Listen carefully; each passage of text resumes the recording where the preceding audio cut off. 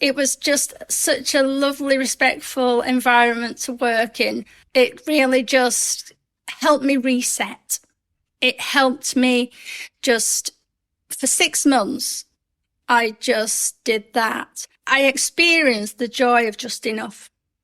Just enough work, just enough money. I was looked after. I was appreciated. I was respected.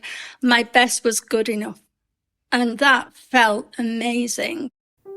You'll spend 80,000 hours at work. You're here because you want those hours to count. Hi, I'm Zoe Schofield. And I'm Erica Sosner. A warm welcome to the Career Equation podcast. On this podcast, we take time out from our award-winning careers consultancy to share a game-changing formula to help you solve the sum of your life. Each week, we and our guests use the Career Equation to explore their story so far and help them unlock the secrets of a fulfilling career.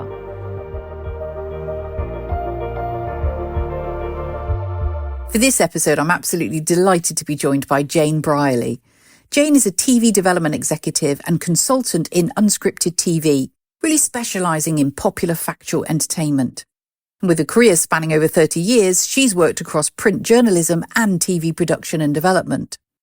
Now, the TV landscape is changing rapidly, with new funding models emerging, budgets disappearing. It really is a challenging environment. But Jayne is now embarking on her own career next chapter by using her vast experience to help production companies to develop their best ideas, win commissions, and create incredible shows.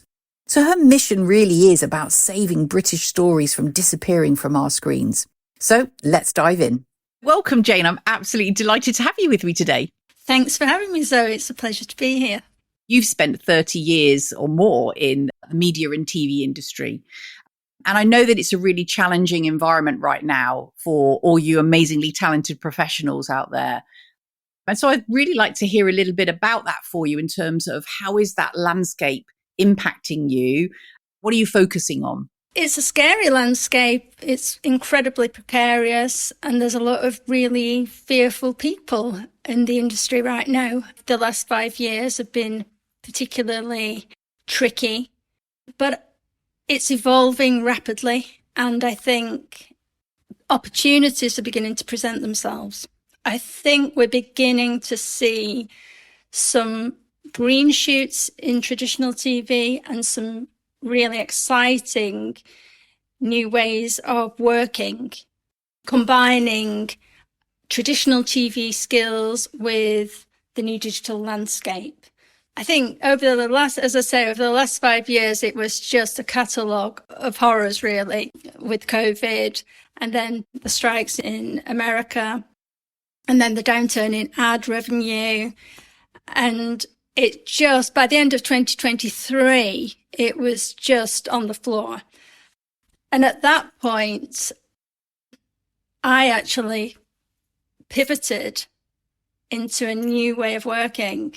I've been freelance for over 20 years, and I've always had a really good career. By the end of 2023, it became pretty clear that things weren't going to improve anytime soon.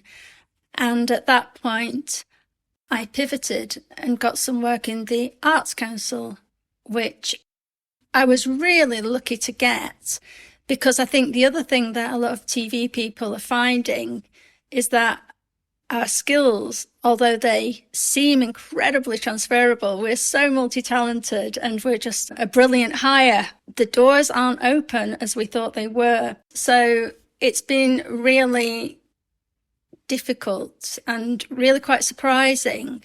So I was very lucky to get a job at the Arts Council, and it was thanks to a fantastic manager called David Johnson, who saw my potential. He knew he could draw on my skill set and make things happen. It was a really great experience for me. First of all, it gave my nervous system a rest. It was a lovely new way of working. I had a contract. I was paid regularly. I had holiday pay. I had pension. It was just such a lovely, respectful environment to work in. It really just helped me reset.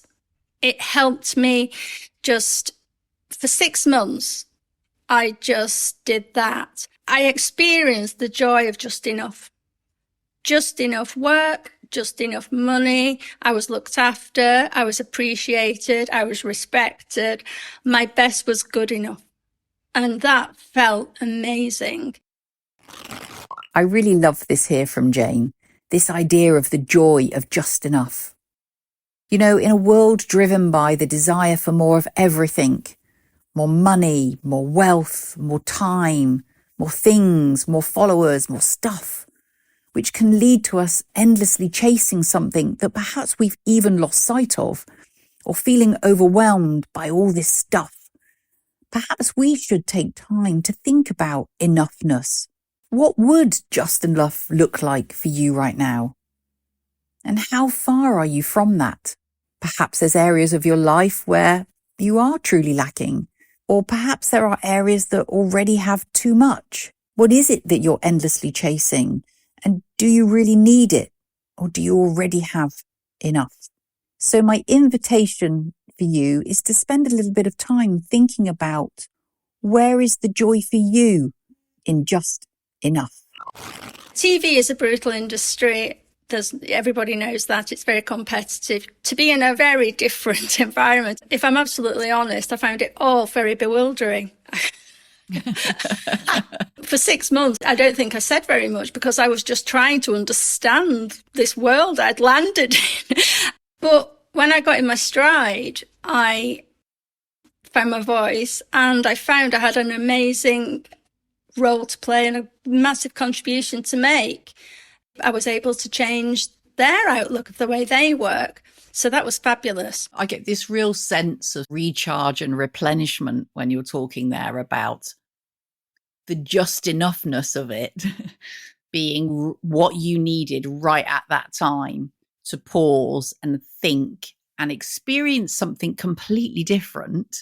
But also this idea that about doors being closed, what I wonder if is if sometimes the ball is in the other court about them not knowing, about those industries not really having an awareness about this talent pool that's out there, ready and waiting to be brought into their families, if you like, to bring their talents with them. People don't just need to land in creative industries. Bringing creativity to other industries is probably one of the skill sets that they are most in demand of right now in terms of innovation, of different ways of thinking, of bringing that creative mindset. How open are you really to the potential of people, whether in recruitment, people development, role design, or leadership? We often talk about transferable skills. But when was the last time you truly opened the door to someone who doesn't tick your usual boxes? You know, right now there are thousands of skilled, adaptable, creative professionals from the TV and film industry that are out of work. And it isn't because they lack talent, but because they don't often fit your usual molds. You know, these are project managers, storytellers, problem solvers, leaders of chaos and calm, and they're really resilient and fast learners, and they know how to make magic, even with constraints. So here's the challenge. Could your next brilliant hire be someone who's never worked in your sector, but has everything it takes to thrive? Please don't wait for the perfect CV. Start looking for the person with potential. The creative industry is knocking, but will you open the door? I know now that you're very much focused on the kind of consultancy space around bringing your expertise to those production companies so they can really take those ideas forward, find the funding to help support those ideas, and then produce amazing TV off the back of it. What's the current challenge or conundrum or stretch for you, would you say, at the moment? I got back in the saddle of TV development and just realised this is where I belong. And with that, when my work at the Arts Council ended because it was a fixed term contract, I had a choice. Do I try and pivot again into another industry sector, job opportunity that isn't really me, but would feel safe? I thought, A, it's very hard to get into another sector, and B, I don't want to be a junior in some other place when I can be an expert in the field I belong, the place, the industry I love. It's my tribe. It's where I want to be, and I want to see it succeed. And I decided to back myself. A lot of production companies are losing their development teams because they can't afford to keep them. So there's a market there for people like me to go in on a very sort of temporary basis to just problem solve and help out. So the career equation is a simple and practical way for us to understand what makes a thriving career, what makes work brilliant for me. And so there's 4 key components, we believe, to a thriving career. And the first component is skills. We really want to be playing to our skills, our talents, our gifts, our superpowers, if you like. But what we want to do is apply those skills to the second component, which is passion. So we're saying there that we want to apply them to an industry, a topic, a subject, a way of being, something, a cause that we care deeply about, that energizes us. The third component is impact. So we want to be making sure that we see a result of our work that makes us feel fulfilled and that our work is meaningful, that's making a difference in some way that's important to us personally. And the fourth component is environmental fit, and often the area that we overlook sometimes and put up with sort of conditions that aren't helping us to be at our best. So the environment is full of all sorts of stuff like the location, the hours, the people, the values, the morals of the company, the processes and procedures, the IT, everything goes into what I think of as the soil, if you like, of our work. So what I'd like to do is dip into 4 moments of your story so far to find out a little bit more about your key components and what that tells us about your future and where you're heading. So let's start with this idea of skills then. And I'm going to ask you to think back to a memory or a moment in your life when you first realized that, oh my gosh, I'm really good at this. I was just always a really arty, creative kid with a real can-do attitude. When I was at primary school, I was given these massive art projects to do. I would spend lunch times just on the floor making these really massive collages. I remember one was a Dutch theme, and I was stapling cloth onto this massive piece of paper, making the skirt of this Dutch lady and creating this whole scene that went across the wall of the classroom. And looking back, that feels like a really big gig for a little girl. But I just didn't flinch because I just knew I could do it. I knew I had the talent. I love to use that talent. I love nothing more than to create and be artistic. And so to have the opportunity to do it at that age, you don't really think. It's just this lovely, innocent, yeah, I'll do that. And then in line with what I ended up doing, I remember clearly a task when we had to create a newspaper. There I was, the editor of my little team, deciding what it would be called, what the headline was, what was the main story. And again, it was just something that I loved, and it came really easily to me. And when you reflect on that now, what does that tell you about your next chapter and what matters to you when it comes to using your superpowers, if you like? It's funny you say superpower, because I really think my creativity is a superpower.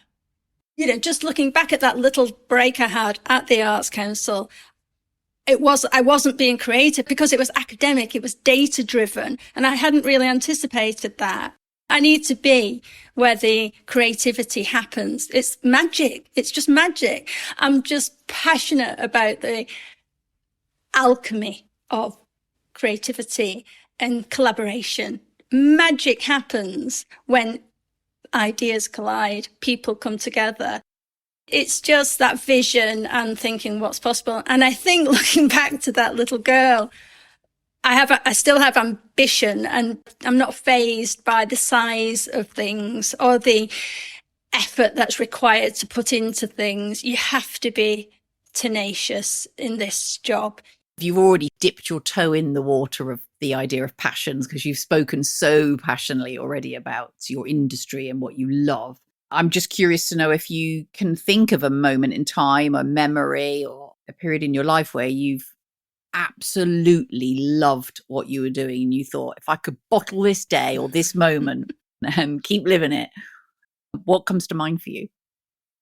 I remember when I started on the Wolverhampton Express and Star, I was in my 20s and probably like still trying to find myself in the world. And I remember I'd gone on holiday to Lanzarote. I'd had the interview and I'd gone on holiday thinking, I'll never get that, you know. And yet when I came back, my mum said, they've rung, they want to talk to you. And I'd got the job. And that was just a golden period in my life.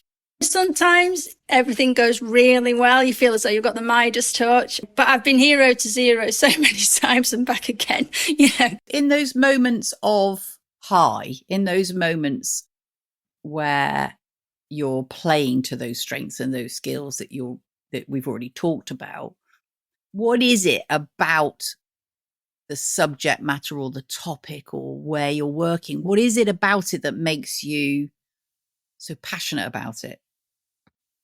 One of my best TV moments was when I did Wedding Stories for BBC Three. It was a time when Stuart Murphy was the commissioning editor, so it's a long time ago now. I stepped up to series producer, so I was in charge of the team again, and I just had this vision for this series that it was tongue-in-cheek approach to weddings. The tone was funny, but not warm, and it wasn't malicious by any ways. In fact, the tone really felt a precursor to Come Dine With Me, where it was observational documentary making, looking at the fuss people make about their wedding days and the money they spend on this occasion, and ultimately, is it just a big waste of money? But it was just such a warm, funny series.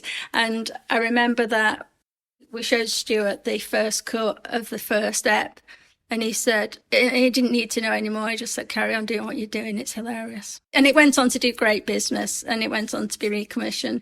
And so that was my vision. I developed, produced and directed it. And so that all came together in that one series. So it was a lovely moment for me. That leads us brilliantly. You're doing this really well yourself. Takes us brilliantly on to the third component, which is impact. Does any particular moment come to mind for you specifically when you think about a time there you thought, yeah, this is great stuff and I can see the result of my work? Along the way, you know, you win awards, you're nominated for awards. It's all very nice. It's lovely. But to be honest, just every step of the process is really fulfilling, because as who you're working with, if you feel as though you've added your value to the process at every step of the way, as much as you can, that's really satisfying. Just knowing that you can bring something to the table that makes a difference every time and develops and delivers an outcome, that's got to be a good thing. When you have those moments where you've made that difference to the whole group of people that are surrounding a program or a project or a piece that we're working on, what do you see as the result? What's the impact out there in the world? Knowing that you've played your part in sharing important stories, entertaining people, engaging people, enriching lives. You know, TV is entertainment, and I'm really passionate about that. So let's think about the fourth component of the equation, which is an environment. And I'm going to switch it up a little bit and ask you to think about a time when you thought, oh gosh, this is not great for me, this environment, where you thought, I can't do my best work here. If I'm made to feel confident, relaxed, I'm on the top of my game, and there's nothing I like better than to just perform in that way. As I said, it's magic to be able to do that. But if there's an element in the room that's not enabling that, then that has a really negative effect on me. And I will either curl up or not have my voice heard or just not be able to perform. I guess the anxiety or whatever will creep in, and I'll just think, it's not for me here, and something in me will die and I won't be able to do what I need to do. That is a lesson, I think, at this point in my career. That is definitely something I focus in on now. Who are the people I want to work with? That's important now, but I think that only comes with a great deal of experience and Yeah. maturity, really.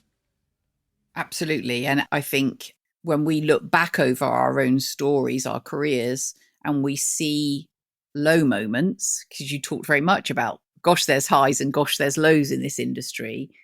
But the lows sometimes are just because of the work at that time, because what you're going through to get this thing done. But sometimes the lows can be because the environment didn't help us to be our best. The sort of key ingredients that you need to thrive that you've just described weren't there. And what's super important for us is that we recognize that when we look for the next opportunities and the next chapters, the next decisions we make about what work we want to do. Is this environment going to put the ingredients in place that I'm going to need to be at my best, to be on that game where I'm enabling others and I'm telling great stories and I've got the vision and I can be creative and I've got all of this at my fingertips. So it sounds to me like you're very in tune now with what matters to you when it comes to the right sort of environment for you to be able to do your best work. Oh, totally. I grew up in different times. The news editors would throw your notepad back at you for a spelling mistake. It was a very different time. Somebody described creativity as that moment where your toes are just touching the seabed, but not quite. You can't just quite stand up. And I think most things in life, it is just that very fine balance, isn't it, between just being pushed and encouraged. But if you're bullied or whatever, that isn't good. And that's where all the cards could come tumbling down, really. I think where I am now is where I feel really happy because I am my own boss. I'm probably my own worst enemy, but the people I work with are really grateful for my help. So it's a very nice transaction, and that gives me more confidence to be my best to help them. Okay, so let's pull this together then into a bit of a summary of your thriving zone, a career design statement, which is an opportunity for us to put into a paragraph what helps you to be at your best and what you love when you're in your sweet spot. Let's fill in the gaps. I'll say a few things and you'll fill the gaps in. The first bit is easy because it's your name. So I'm going to say I, and you will say Jayne Brierley. Will use my skills in. So given our conversation, what are the sort of standout 3-ish skills, superpowers, talents that you bring that you want in play in your world of work in your next chapter? Content development, storytelling, collaboration with like-minded people. Okay. So I've got content development, storytelling, creativity, and collaboration with like-minded people. And my passion for, what's the crux of what you're passionate about that is the passion that you want to play to? My passion for TV, great content, British stories, and that alchemy of creativity that happens when great people come together and create magic. So if we summarize that bit, so your passion for TV and great content, for British stories, and the alchemy of, what's the sort of short bit to fit in there? It's that magic. It's that magic, those magic moments where you've hit upon something new, you've created something new, that innovation. So we're going to have that for the minute, and you'll play with this after. We're going to have the alchemy of magic moments. I like that. Grabbing that for the time being. And an environment that is what helps you to be at your best. I like to work with nice people who are respectful and appreciate what I do. I like a calm environment that's fun to be in, where you feel safe and allowed to be you and do your best. A place where your best is good enough is a lovely place to be. I found that at the Arts Council, and that was so nice. Okay.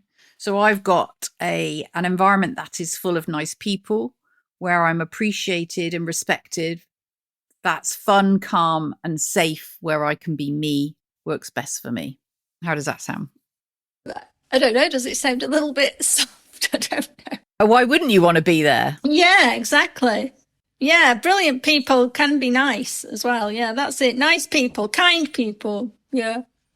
So let's just play what I've got back in it. It's going to be it's a messy draft. You can take some of this away and think about this and maybe carve it again yourself. But what I'm hearing is that I, Jayne, will use my skills in storytelling, creativity, content development, and collaboration with like-minded people.